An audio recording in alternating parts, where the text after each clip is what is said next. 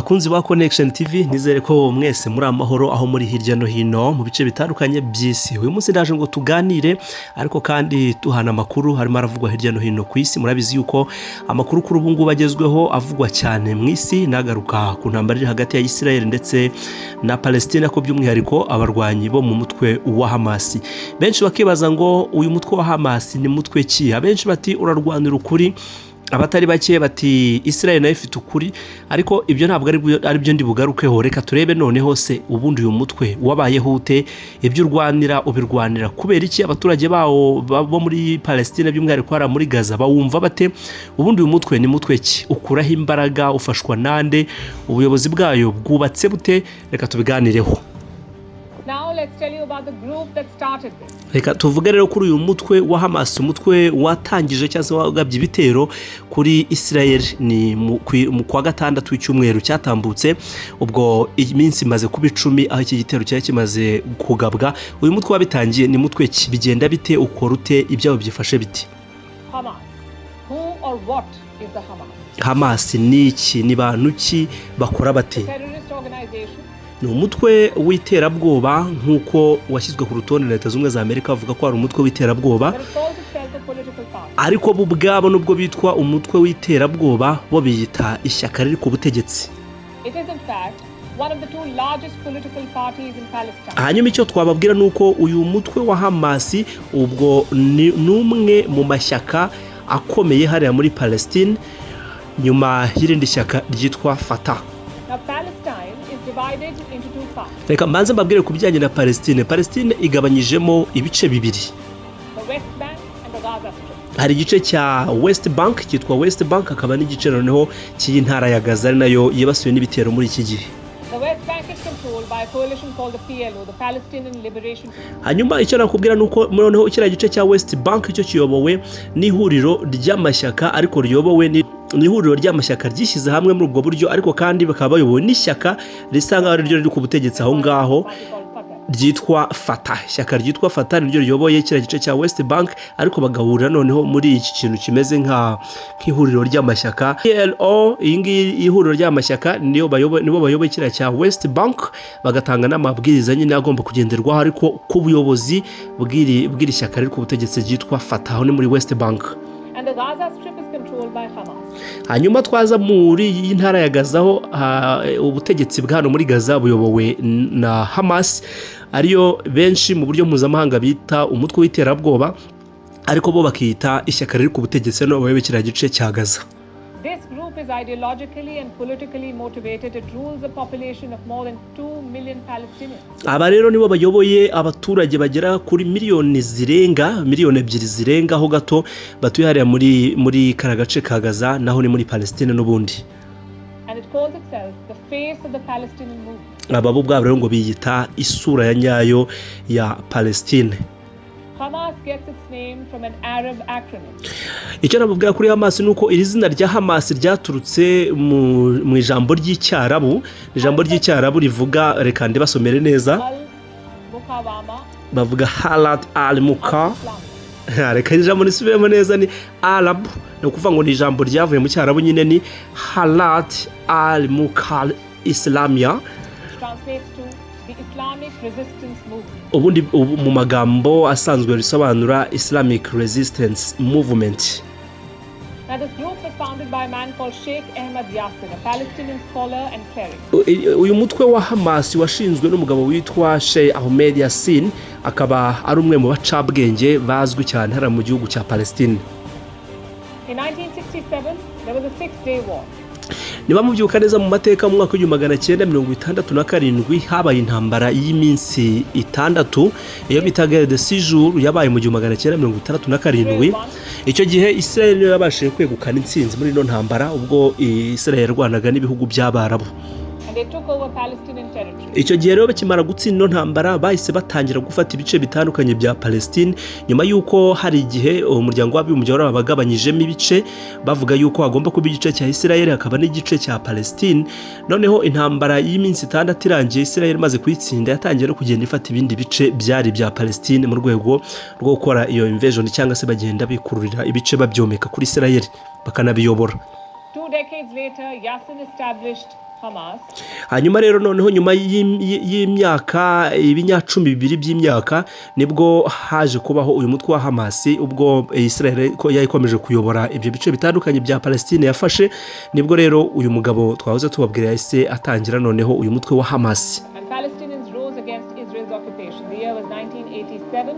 The movement was called the First Intifada.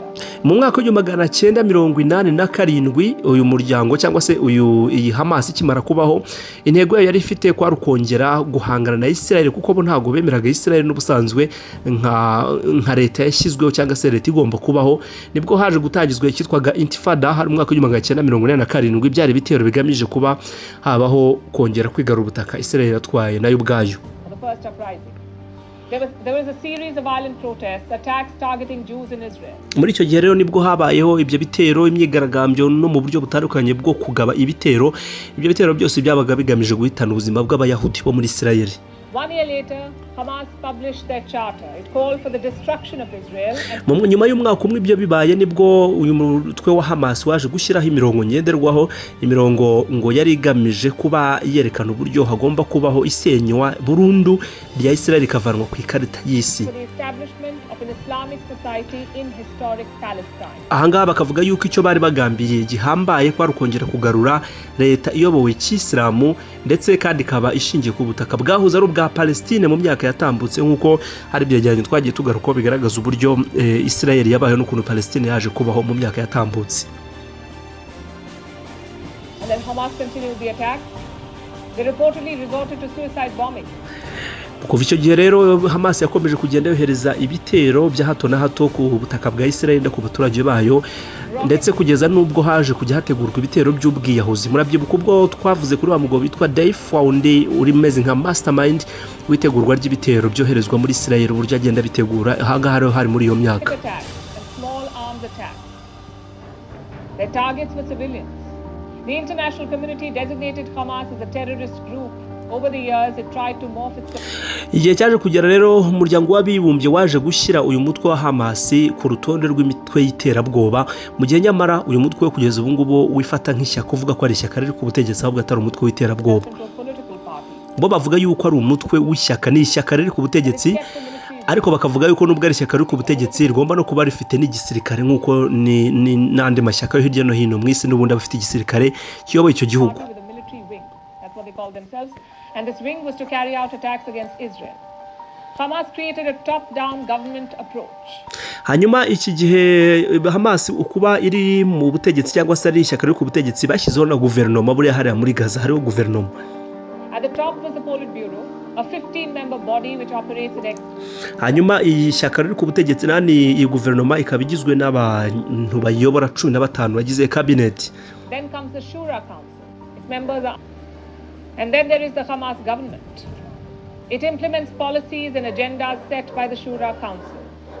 But it's more like a puppet government. Mu mikoranire rero ya Hamas ndetse na Fatah iyoboye muri cya gice cya West Bank ibi byombi birakorana ariko nubwo bakorana bombi bigaragara yuko iyi guverinoma itagishyira mu bikorwa ibyo ubwayo yakagombye gushyira mu bikorwa ahubwo usanga byose biza bijyana n'amatwara ndetse n'amahame y'umutwe wa Hamas kuko ibyo bakora bo bwabo ngo ntabwo biba bivuye mu byemezo byabo nka guverinoma iriho nyine iyoboye. So does the Hamas have a representative face? Well, it does, and it's this man, Ismail Haniyeh. Hari umugabo rero witwa Ismail Haniyeh, uyu mugabo ngo niwe uhagarariye uyu mutwe wa Hamas, nawe muntu nyine uzwi cyane ugenda uyihagarara hirya no hino mu bice bitandukanye by'isi aho baba bafite abafatanya bikorwa mu buryo bwo buterankunga ndetse n'izindi nzira zitandukanye. He's the designated chairman of Hamas. And guess where he operates from? Uyu ngo niwe chairman wa Hamas akaba ari nawe ugenda ukurikirana ibikorwa by'uyu mutwe wa Hamas. Ibyicaro cye rero ahakorera ngo ni mu mujyi wa Qatar, uriya mujyi witwa Doha, ni mu mujyi wa Doha nyine uri muri Qatar niho akorera. Hamas leaders have made Qatar their workplace because they had a falling out with their previous host, Syria.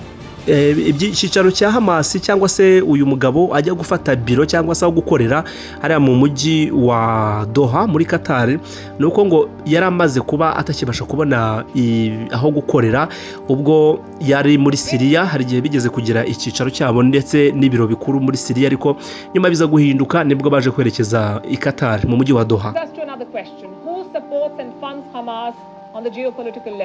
Aha rero niho kwibaza noneho ngo kugeza ubu ese Hamas maze iyi myaka ingana gutya ni bande bayifasha kugira ngo ikomeze kuba iriho, ni bande bayinkunga, bigenda bite kugira ngo igize imbaraga ndetse igeze no ku mbaraga yakoresheje mu minsi ishize ubwo bagabaga igitero muri Israel ndetse bigakunda, bigenda bite, ni bande bayifasha? Qatar is clearly an outright supporter.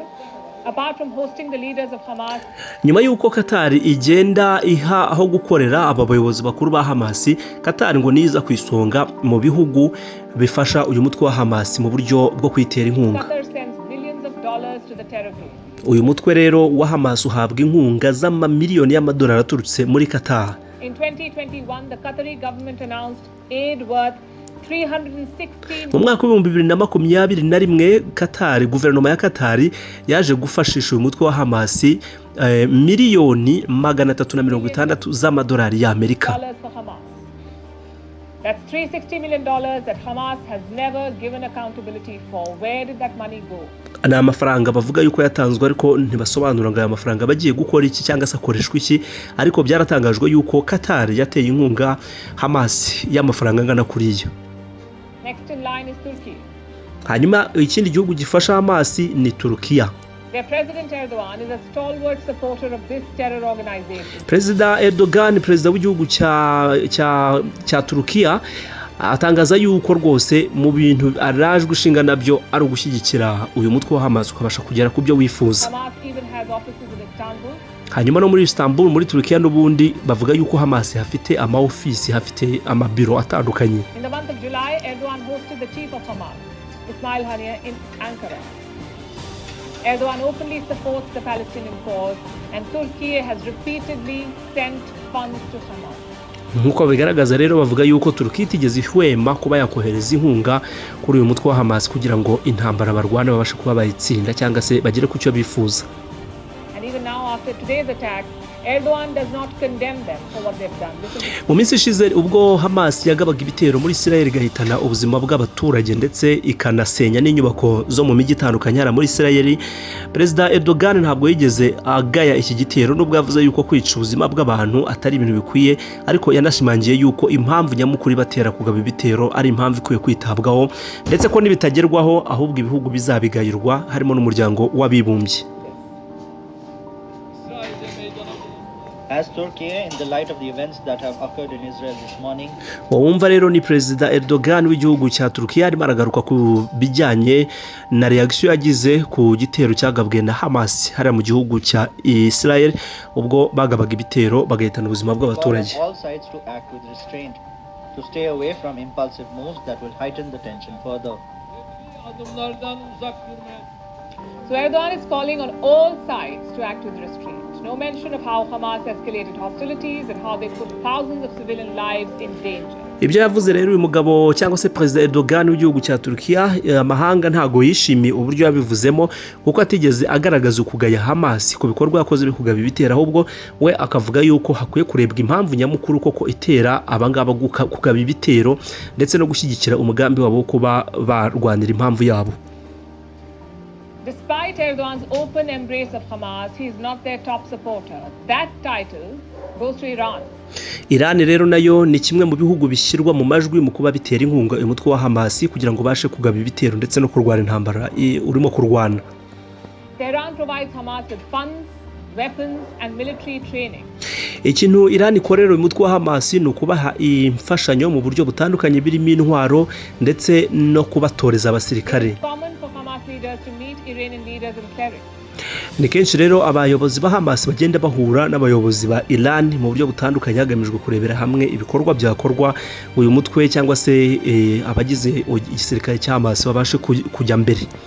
According to a report report by the US State Department, Iran provides almost 100 hari raporo yashyizwe ahagaragara na leta zunze ubumwe za Amerika igaragaza yuko Irani itanga miliyoni 100 zirenga miliyoni 100 z'amadolari y'Amerika buri mwaka kugira ngo bafashe abarwanyi ndetse n'uyu mutwe wa Hamas by'umwihariko.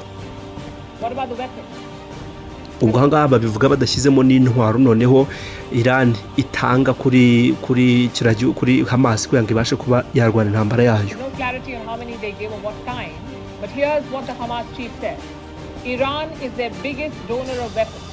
Umuyobozi wa Hamas we ubwo yigeze kwivugira yuko Iran ari umufasha ukomeye cyane muri gahunda zabo bagira ndetse banabashimira. The Hamas leadership often visits Iran to plot against their common enemy Israel.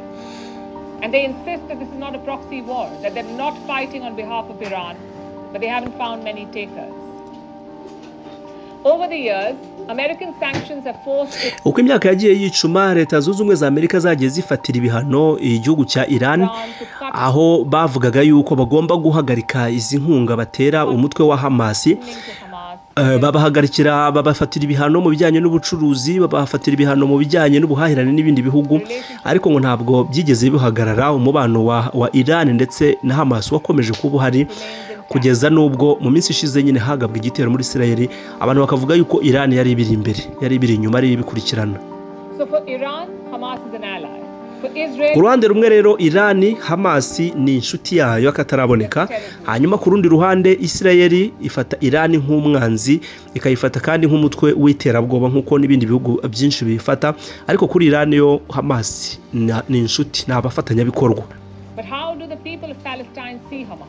Aha rero noneho tugiye kwibaza none se abaturage ba Palestine bo ubwabo bafata Hamas bate? Twamaze kubona yuko Palestine icemo ibice bibiri, hari West Bank ifite abaturage bayo iyobowe na Fatah, hakaba n'iki gice cya Gaza noneho kiyobowe na Hamas.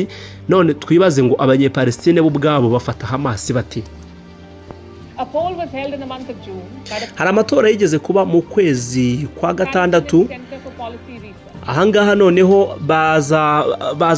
byari byakozwe n'icyitwa Palestinian Center for Policy Research, ubwo barimo bakora nyine ibijyanye no kugira ngo bumve uko abaturage bumva ubuyobozi bwabo. Bagaragaje imibare itangaje benshi batibaza ko ariko yagaragazwa. Only 31% of the people in Palestine say that Hamas should represent. 31% by'abaturage ba Palestine nibo bavuze yuko bashyigikiye ko Hamas yakomeza kubahagararira nk'umutwe cyangwa se nk'ishyaka riri ku butegetsi rigomba kubayobora. 73% bose bagaragaje yuko batizeye imiyoborere ndetse n'imikorere ya Hamas. Hamas should not represent them. 73%. They say there's widespread corruption in Gaza and institutions run by Hamas. The poll also asked Palestinians another question. Rero ubwo habaga ubwo bushakashatsi bwakozwe bongeye kubaza ikindi kibazo abaturage ba Palestine kugira ngo bumve icyo batekereza kuri Hamas. Bibaza ngo ninde mwatora ngo ababere president cyangwa abayobore. If elections were to be held today, 56%. 56% by'abasubije batoye ko uyu mugabo witwa Ismail Khan usanzwe ari we uyoboye umutwe wa Hamas ari we wababera president. And that's a clear majority, 56%. So what does that mean? It means that the people of Gaza do not trust the governing ability of Hamas. Icyo bisobanuye n'ikiro bivuze yuko abaturage ba Gaza barabatuye muri Gaza abanye-Palestine ntabwo bizeye umutwe nka Hamas nyirizina kuba wabayobora, ariko ngo kubera ubwamamare bw'umuyobozi wa Hamas bigaragaza ko ari we babonamo kuba yaba umuyobozi, kabone n'ubwo abo bakorana mu buryo bw'ishyaka bo nta cyizere bafitiye. Ever since Israel withdrew from Gaza in 2005, Hamas has taken up the role of the deep. Kuva mu mwaka wa 2005 ubwo Israel yavaga muri bya bice yarafashe muri ya myaka nyine nko nagiye mbibabwira, ubu ngubu Gaza niyo yakomeje Hamas niyo yakomeje kuyobora biriya bice bitandukanye byo muri Gaza, ndetse ikaba n'abaturage bashyira ku buyobozi bwabo nyine bagakurikira amabwiriza itanga.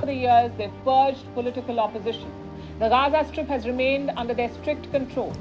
Hamas has maintained its popularity with social service and the call to raise militias against Israel. But this time, kimwe mu bintu rero abanyapalestine by'umwihariko abatuye muri Gaza banenga uyu mutwe wa Hamas gukora ni ukuba ufite amatwara ahambaye ngagamije kuba yasiba igihugu cya Israel ku butaka hano mu isi nyine ngo kikavaho bakongera bagasubira mu mateka nk'uko byahoze kera bikongera bikaba Palestine yanyobowe mu buryo bwa Kisilamu nyamara bakabona ari ibintu bishobora guteza intambara nk'uko mu minsi ishize mwabibonye ko bagabye igitero kuri Israel na n'ubu ngubu bikaba byamaze kuba ibintu bibi abaturage bakaba barimo guhunga ibisasu bikaba birimo birakurwa muri Gaza abaturage bakaba barimo gupfa ibintu byose byamaze kwikupa mu kanya muri murebe ino video ndaza kubereka ubuhamya noneho bw'umwe mu bantu bahoze mu mutwe wa Hamas nyuma akaza gutandukana n'iyi mitekerereze yabo icyo avuga ku bijyanye na Hamas mugire ibihe byiza